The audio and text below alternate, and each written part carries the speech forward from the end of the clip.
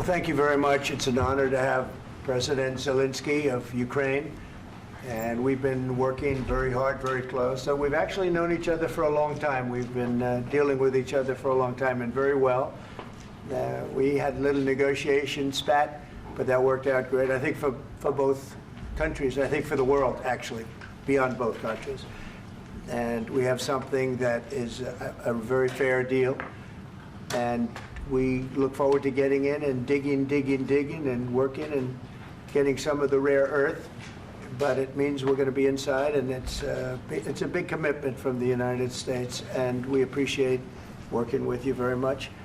And we will continue to do that. We have had some very good discussions with Russia. I spoke with President Putin, and we're going to try and bring this to a close. It's something that you want and that he wants. We have to negotiate a deal.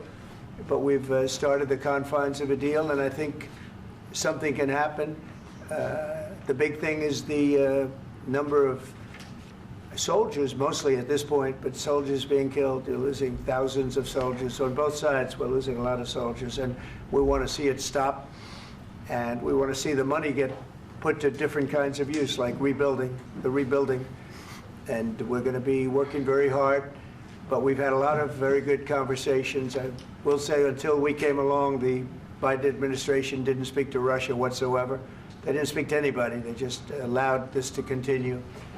And I will say that, I'll say in front of you, you've heard me say it 1,000 times, if I were president, this war would have never happened. We would have had a deal negotiated for you without having to go through what you've gone through.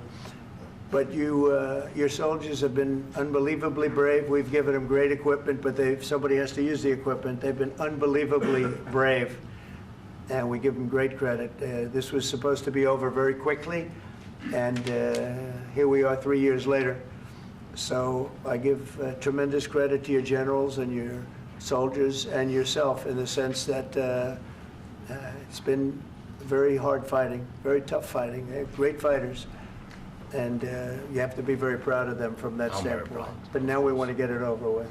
It's enough, right? We want to get it over with. So it's an honor to have you here. Thank you very much for coming. We're going to sign the agreement at the conference in the East Room in a little while, right after lunch.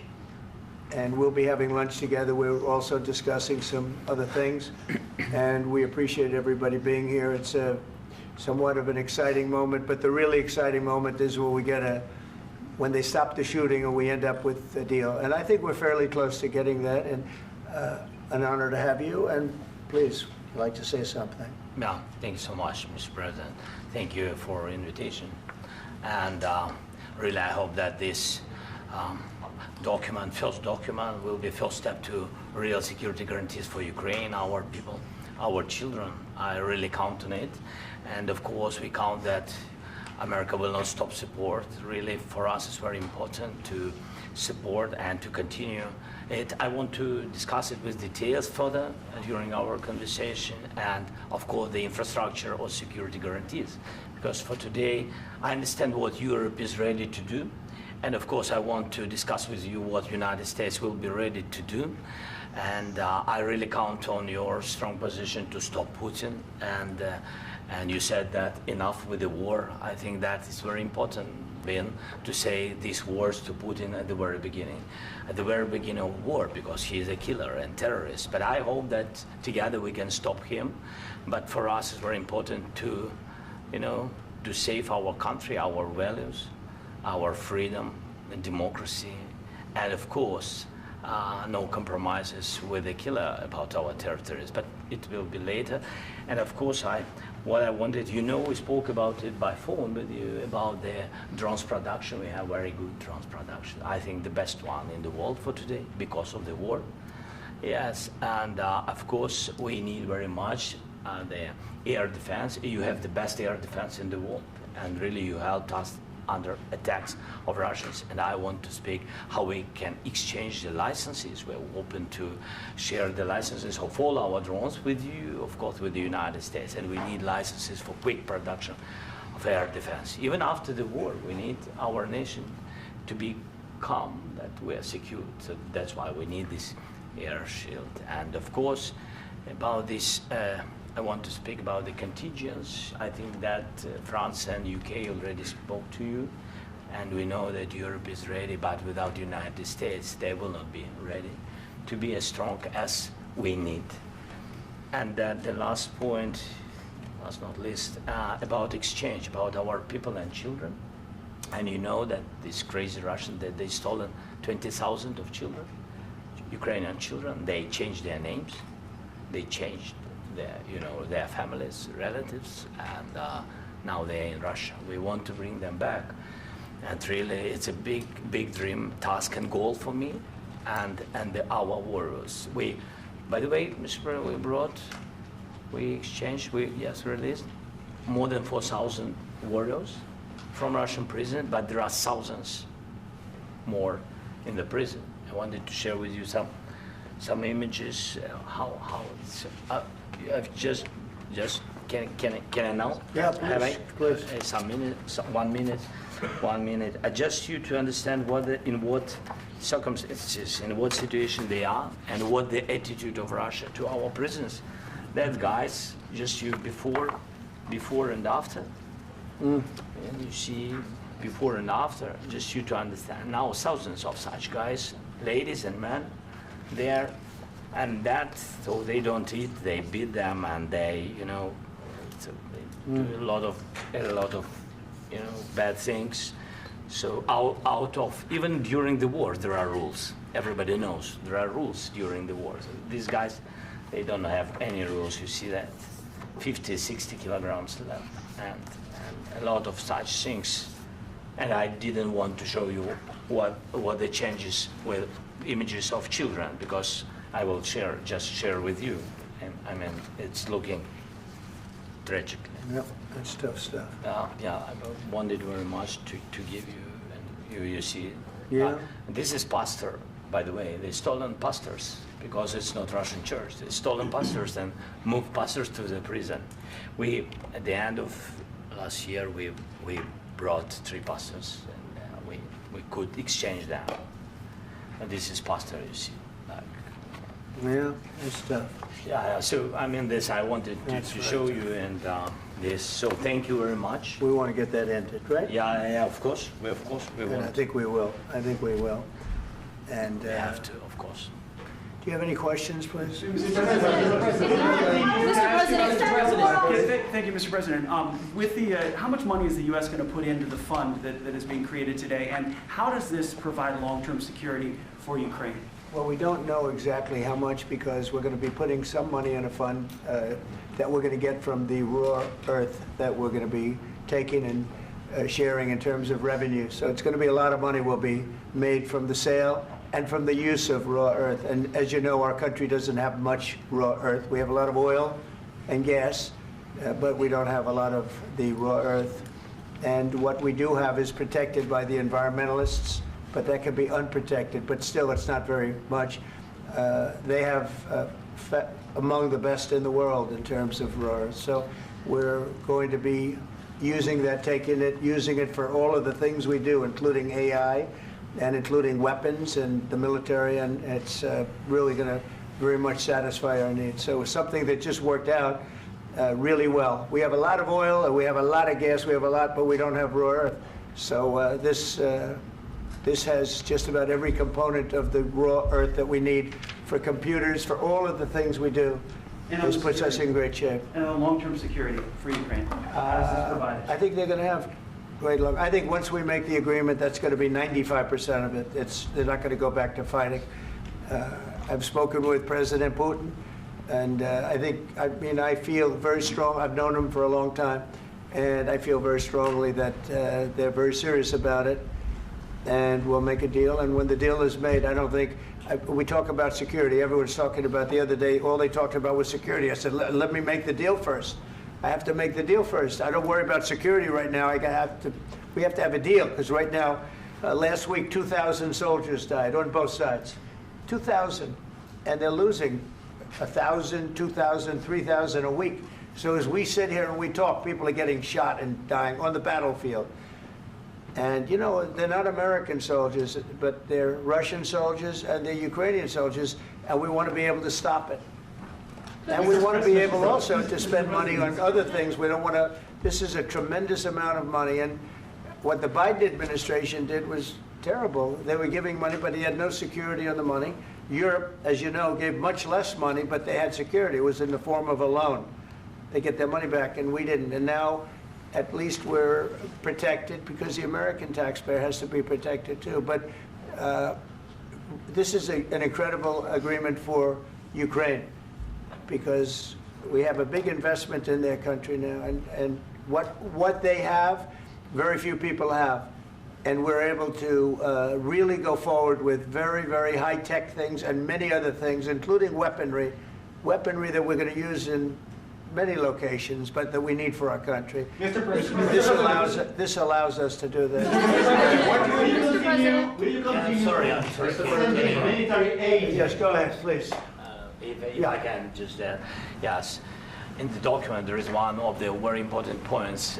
If we speak about business and investment, we never had LNG terminals in Ukraine. This document will open. I mean, the next documents, but anyway, here we see in the framework, we see really goodwill for this. LNG terminals for us is very important, and I think for security of European continent. We have the biggest storage, gas storage. We have the biggest in Europe. Yes, yes, and we can use it for LNG, use it for LNG, and we will do it.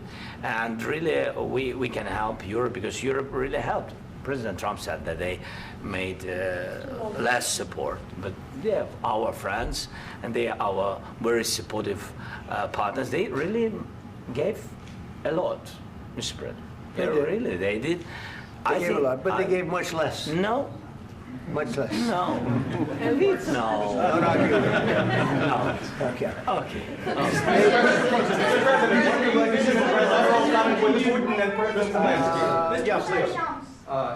Mr. President Trump, you have repeatedly called the deal with Ukraine as a historical one. And as a President of the United States, you make historical decisions in other issues which affect America and other world.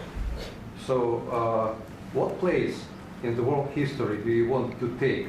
And do you associate yourself with any famous historical figures? Yeah, I'd say George Washington, Abraham Lincoln. I would say I'm far superior to George Washington and Abraham Lincoln.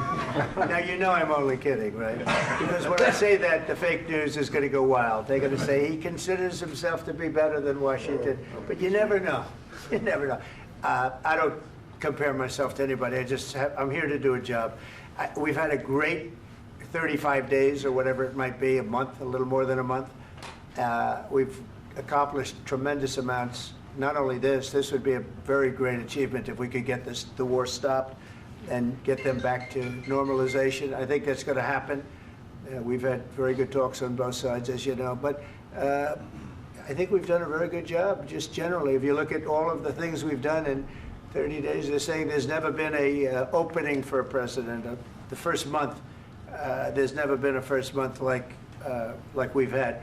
And this is one of the very important things. This, to me, is one of the most important things because we have tremendous death taking place as we speak, and I don't want to have that. You know, think of the parents, whether they're in Russia or Ukraine, think of the parents of all these people being killed needlessly. They came to our territory. Should have never started. This would have, if I were president, this would have never started. Mr. President, where has out your conviction?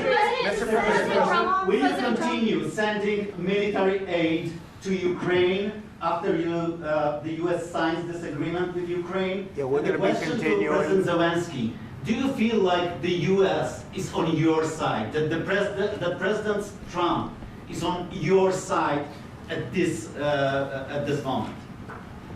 Right. What do you think? He wants to know, do you think that, sort of a stupid question. I guess we wouldn't be here if I wasn't. I think that the United States on our side from the very beginning of occupation, and I think that President Trump on our side, and of course, I'm sure that the United States President will not stop support. This is crucial for us. It's important for us. Yes. And Putin, the president speaks about the people and the soldiers which are dying, but they came to our territory, they came to our land. They began this war, and they have to stop. And I think this is the question, with really the most important question. Can President Trump, I hope yes, with some other allies, to stop Putin, withdraw these enemies, our enemy, withdraw these troops from our land?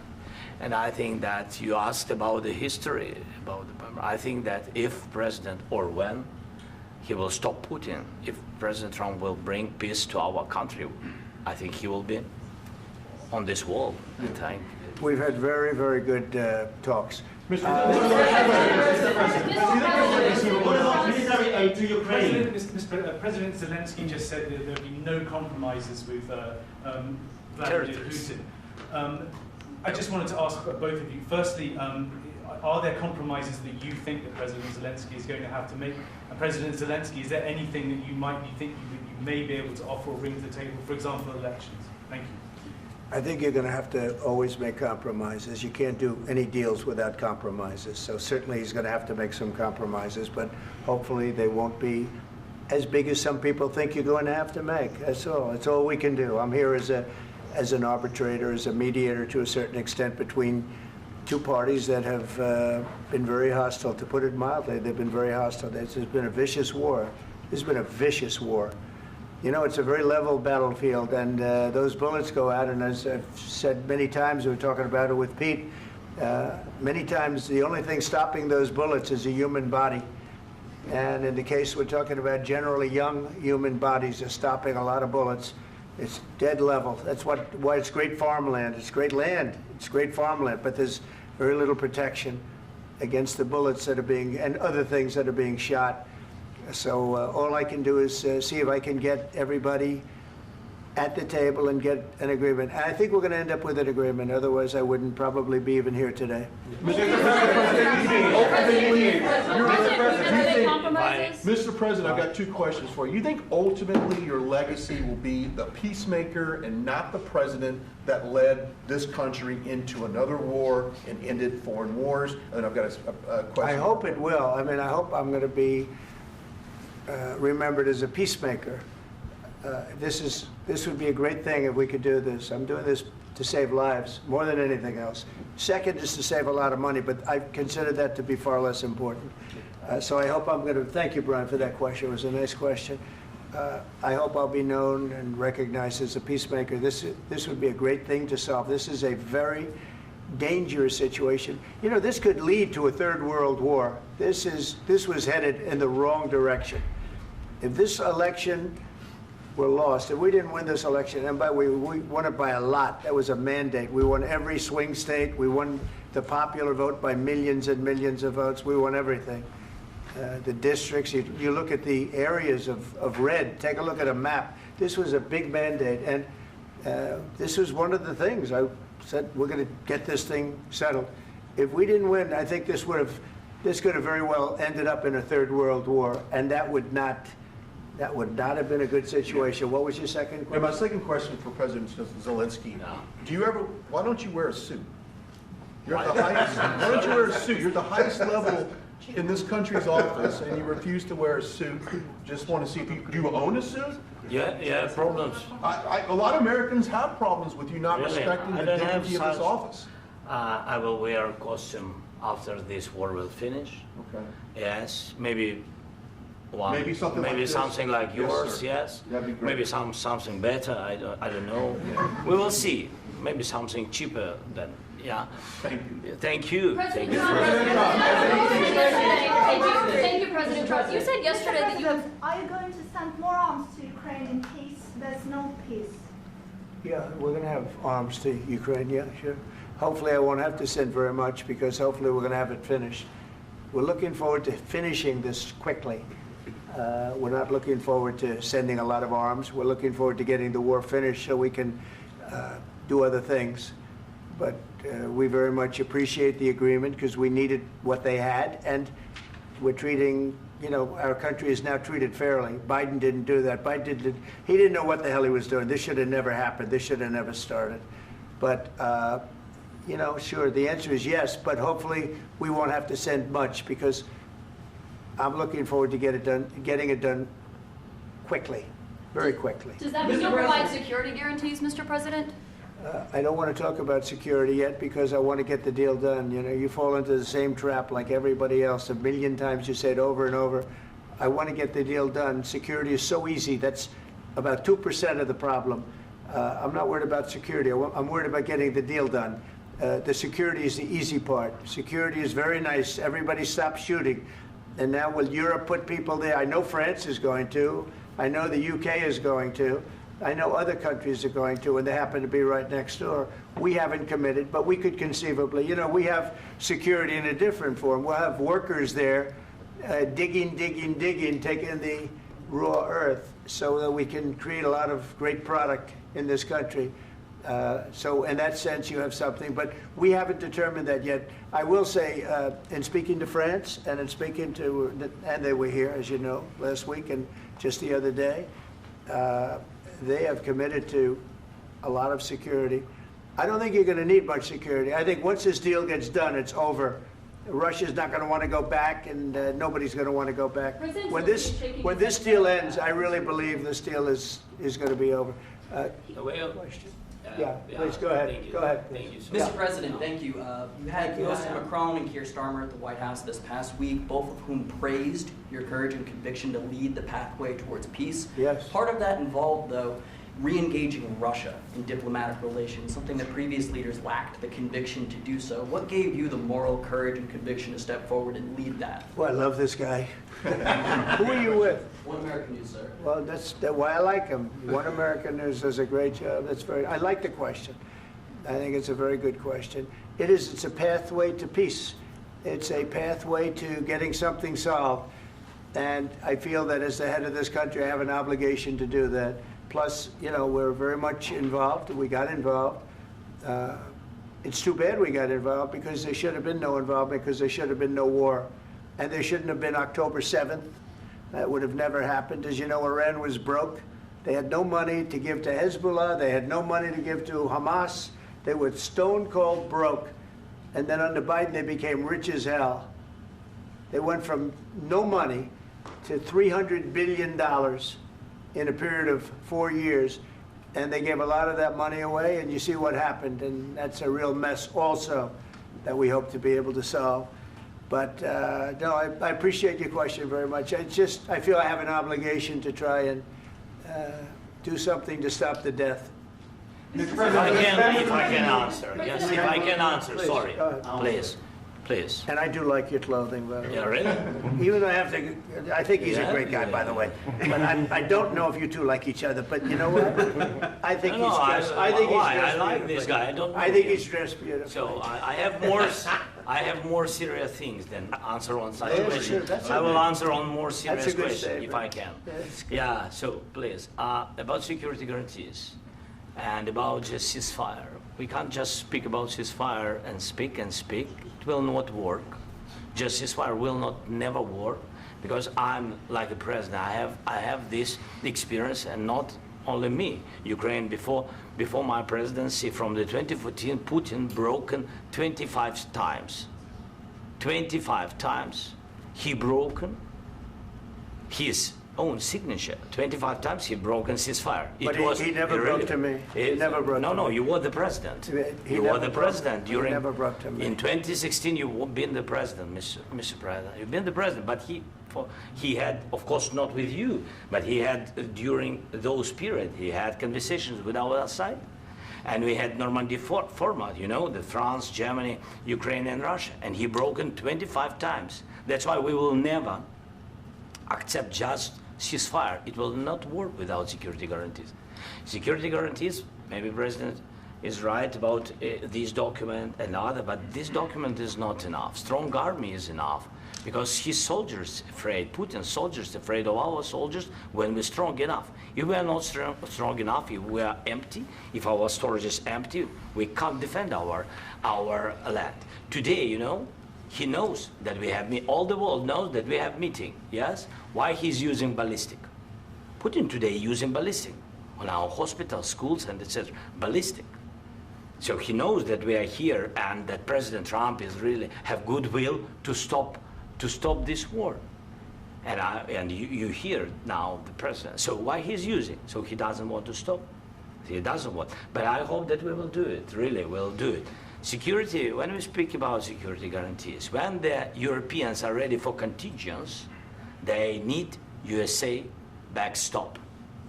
If there will not be United States, we will not never have any contingents, strong contingents from the Europeans, because they don't want to divide alliance, connection between the United States as the main and strongest ally and Europeans. And this is crucial, this is important. That's what we want to speak about very much. This is very important. And air defense. So air defense, really, we have big deficit with all these systems, and we need to provide this. We need it very much. Otherwise, Putin will never stop, and will go further and further. He doesn't want. He hates us, you know? It's not about me. He hates Ukrainians. He thinks that we are not a nation. He thinks, and he shared these thoughts, I think maybe with your team also, I don't know. But with all the Europeans, in media, officially and not, he always said that there is no such country, such nation, such language, and such life like Ukrainian. No, he really doesn't respect all the Ukrainians, and he wants to destroy us. And you are right, Mr. President, that's 2%. This document, maybe other documents, it's a very good start, very good, but it will not enough to stop this person. Should Russia pay to rebuild Ukraine? Mr. President, under these Should Russia pay to I asked rebuild Ukraine? They have to Zelenskyy pay. this question. This is the rule. This is the rule of the war. This is the rule of the war. During all the centuries, all the history, this is the rule of the war. Who began, those pay. Do you agree, This is the rule. Putin began this war. He has to pay all money for renovation. He has to pay. Of course, some Russian assets, what we have in Europe, about 300 billion, we can use them. We can use for renovation and buy military support from the United States also. We can do it, but it's not enough. It's not enough. President, under these circumstances, do you envision a trilateral summit with Putin and President Zelenskyy? Wait 1 second. I asked this question that you didn't like because I wanted to know if you want to position yourself in the middle between Russia and Yes. Ukraine or on the Ukraine side. No, I'm in the middle. I want to solve this thing. I'm for both. I want to get it solved. And it's wonderful to speak badly about somebody else, but I want to get it solved. If we can solve it, great. If we can't solve it, they're going to have to fight it out, and who knows what's going to happen. But I want to see it get solved. May I follow up? One more question about U.S. troops in Europe. After Russian invasion of Ukraine, your predecessor sent additional troops to Eastern Europe, including Poland, my country. Yeah. Are you committed to keeping these troops on the eastern flank of NATO in the future? I'm very committed to Poland. I think Poland has really stepped up and done a great job for NATO. They, as you know, they paid more than they had to. They are one of the finest groups of people I've ever known. I'm very committed to Poland. What about Baltics? Poland's in a tough neighborhood, you know. What about the Baltics? The Baltics, they got a lot of, it's a tough neighborhood too, but we're committed. We're going to be very committed, and we're committed to NATO. But NATO has to step up, and the Europeans have to step up more than they have. And I want to see them equalize, because they are in for far less than we're in, and they should be at least equal. You understand that? Why is the United States, we have an ocean in between, why is the United States in for so much more money and other things as Europe? With that being said, and as you said, they've also been obviously very helpful, but we have put in far more than they have, and I think they should equalize. Mr. President, Yeah, please, go Can I ahead. ask you about the agreement again today? What changed between the first time that Secretary Bessent gave President Zelenskyy the agreement and today for the signing? We made a deal. So What was the I'm just- deciding factor? I'm a business person. We made a deal. That's what changed. Along with minerals. I didn't think we were going to make a deal, and We ended up making the deal, so that changed. Mr. President, what and how do you envision a trilateral summit with President Zelenskyy and Putin? I don't know, under but these well, they circumstances? don't like each other, I can tell you that. Okay? They do not like each other. This is not a love match, and it's unfortunate. That's why you're in this situation. The United States should not have allowed this to happen, okay? The United States, run by a man that didn't know much, I'm going to be very nice, run by an incompetent person, very incompetent person, should never have allowed this to happen. I've stopped wars. I've stopped many wars. My people will tell you, I stopped wars that nobody ever heard about. I stopped wars before they ever started.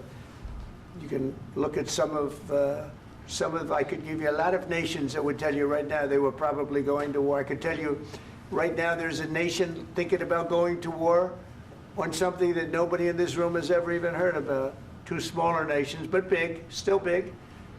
And I think I've stopped it. But this should have never happened. Mr. President. About sorry, just a second. About any negotiations. First of all, I want really to tell you, and I think that everybody understands that Ukraine, more than Ukrainians, nobody wants to stop this war. But at the future, any negotiations, it's understandable that two sides of the war, not Russia and the United States, because this is not the war between Russia and the United States. This is war of Russia against Ukraine and Ukrainian people. So these two sides will be at the anyway will be at the negotiation table. Then of course United States, like the strongest partner of the Ukraine, and of course Europe. I think Europe is very important. I want to speak about it with the president. Yes, Europe is very important for us because we really defend Europe for today. All Europeans really recognize that we are defending line, and they have real life, and our people are dying. That's why they helped us. And also, it's about the NATO. Yes, between, like the president said, you have big, nice ocean.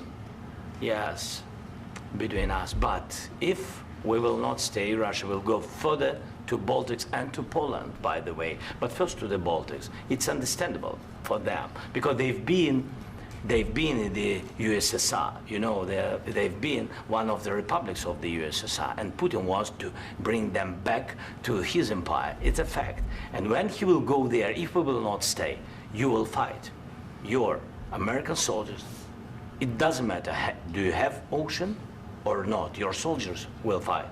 Mr. President, would you be willing to visit Ukraine, maybe Kyiv or Odessa, which is known to be at the Riviera or Black Sea? It was my question. I'm sorry. I don't want to talk about Odessa now. Let's not talk about Odessa. I want to talk about making a deal, getting peace. We don't have to talk about Odessa, but a lot of cities have been destroyed. There are a lot of cities that are not recognizable. There's not a building standing. No, and a lot of things Mr. President, you have to come and to look. No. We have very good cities. Yes, a lot of things have been destroyed, but mostly cities alive, and people work, and children go to school. Sometimes it's very difficult. Sometimes closer to front line, children have to go to underground schools or online, but we live. Ukraine is fighting, and Ukraine lives. This is very important. And maybe it's Putin is sharing this information that he destroyed us. No, he lost 700,000 people, 700,000 soldiers. He lost everything. Yes. So. Mr. President, one more. I mentioned Poland. Please, go ahead. When did you last speak with President Putin, and what did he say that? A couple of days ago. And what did he tell you that gave you the assurance that he wanted peace? Well, that's what I do. My whole life is deals. I know pretty good. And I've known him for a long time. I've dealt with him for a long time. He had to suffer through the Russia hoax. You know, Russia was a hoax. It was all Biden. It was nothing to do with him. So he had to suffer through that, and he was able to do that. I think that he wants to make a deal, and he'd like to see it end. That's all I do. That's what I do. My whole life, that's what I do, is make deals. And I'm in the middle of a mess, because this is a real mess. It's a very dangerous one. If this doesn't get solved now, it's not going to get solved for a long time. So I hope we're going to get it solved. In the back, please. Thank you, Mr. President. Prime Minister Starmer claimed repeatedly that his government believes in free speech and was not engaged in censorship. But his country's government arrests people for memes and thought crimes, and even more worrisome is pressuring American companies to censor Americans on his behalf. How can he be a reliable, trustworthy partner when he says things that are demonstrably false on such an important topic? Well, we actually spoke to him about that yesterday, and we thought they took it very, very much too far. JD was very strong on it. So was I. So was Marco. And we've been speaking to him about it. Marco, would you like to say something about that? We have concerns, obviously, with the conduct of those, particularly as it impacts Americans. And there's real concern that American speech, which is online, could fall into the hands of British or any country's jurisdiction. And so this is a point the Vice President made at Munich, and I think it's a very compelling one, that what unites us with Europe, as much as anything else, is these shared values, and one of them being free speech. And so if Americans are threatened by it, we're going to need to take action in that regard. Mr. President. It's actually a very important question. We spoke about this in detail with the Prime Minister, the Foreign Secretary, and others at lunch yesterday. And I know that Secretary of Commerce Lutnick followed up in private meetings last night. This is really important. We believe Americans have the right to speak their mind, even if we in this room disagree with them. They have the right to speak their mind in the public square, which is often online these days. And we're going to defend that right as it pertains to American companies and American citizens vigorously if we have to. I do think that under the President's leadership, we're going to find common ground with our friends in the UK on this question, but it remains to be seen. The principle that will guide us is we believe in free speech in this country, and we'll fight for it for American citizens. Mr. President, on the deal, is there any other oil and gas component to the deal? Is it all critical? A little bit. We'll see. On LNG? But we're not really looking for that so much. We got a lot. We have more than anybody in the world, by far. So no, we're not talking about it too much, but a little bit. I think it affects also, but for the most part, no.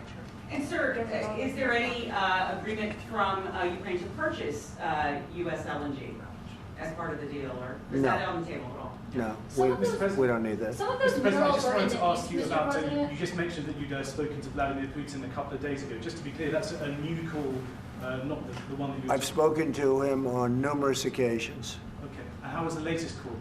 What did you discuss? How did it go? Are you serious with that question? I am. I'd love to know. It went well. I think we're going to have a deal. On the minerals deal, Mr. President, some of those minerals are in the east of Ukraine, not far from the front lines and in areas that Russia has occupied. Will you direct President Putin to withdraw his forces from those areas if there's U.S. interest? Well, we'll take a look at the time. We have a lot of area. It's a very big area we're talking about, so we'll take a look. I'll study that and I'll see. And who would protect those minerals if they are U.S. interests? Would that be Ukrainian forces? They'll be protected. European The agreement forces? will protect them. U.S. The agreement, yeah, we're signing an agreement. You know? Right, but what if Russia tries to invade or there's Russian aggression in those spots? I just told you, I don't think that's going to happen. And if that were going to happen, I wouldn't make a deal. If I thought that was going to happen, I wouldn't make a deal. Some people may wonder why. You know, they ought to focus on CNN on survival, not asking me these ridiculous questions. Focus on surviving, because CNN's got such low ratings, I don't think they're going to survive. Let's go. Please, go ahead. I already mentioned Poland.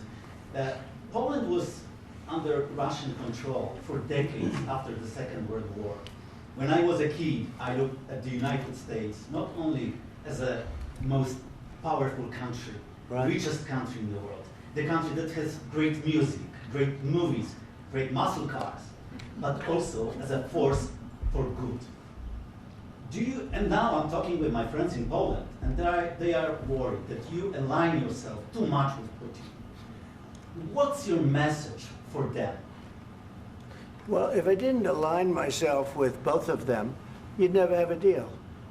You want me to say really terrible things about Putin and then say, "Hi, Vladimir, how are we doing on the deal?" That doesn't work that way. I'm not aligned with Putin. I'm not aligned with anybody. I'm aligned with the United States of America and for the good of the world. I'm aligned with the world, and I want to get this thing over with. You see the hatred he's got for Putin. It's very tough for me to make a deal with that kind of hate. He's got tremendous hatred, and I understand that, but I can tell you the other side isn't exactly in love with, you know, him either.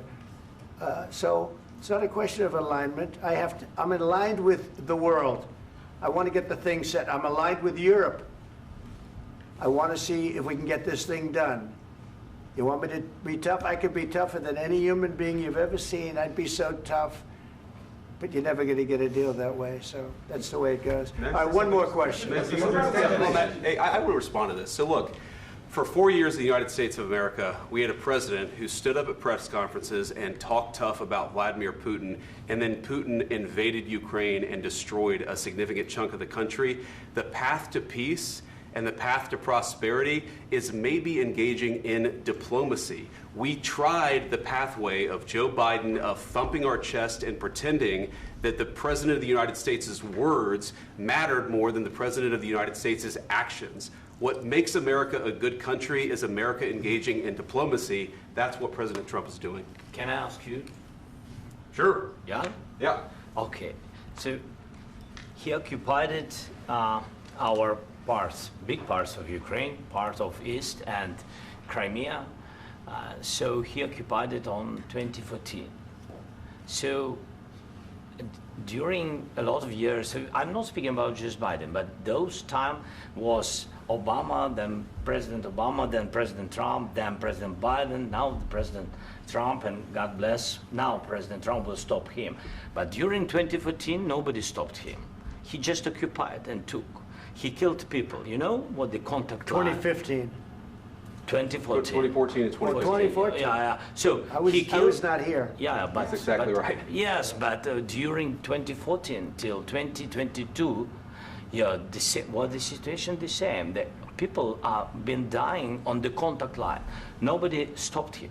You know that we had conversations with him, a lot of conversation, my bilateral conversation, and we signed with him. Me, like a new president. In 2019, I signed with him the deal. I signed with him, Macron and Merkel, we signed ceasefire. Ceasefire. All of them told me that he will never go. We signed with him with gas contract. Gas contract. Yes, but after that, he broken this ceasefire. He killed our people and he didn't exchange prisoners. We signed the exchange of prisoners, but he didn't do it. What kind of diplomacy, JD, you are speaking about? What do you mean?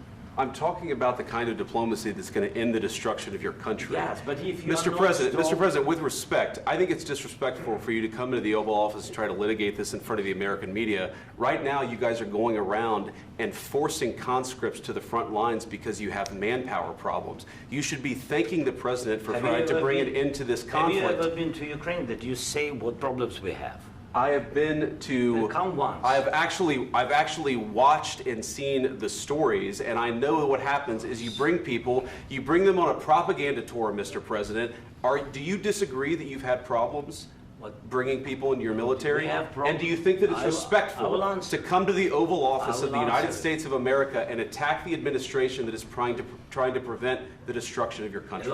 A lot of questions. Let's start from the beginning. Sure. First of all, during the war, everybody has problems, even you, but you have nice ocean and don't feel now, but you will feel it in the future. God bless. You don't know that. God bless. You don't God know bless. that. You will not have a war. Don't tell us what we're going to feel.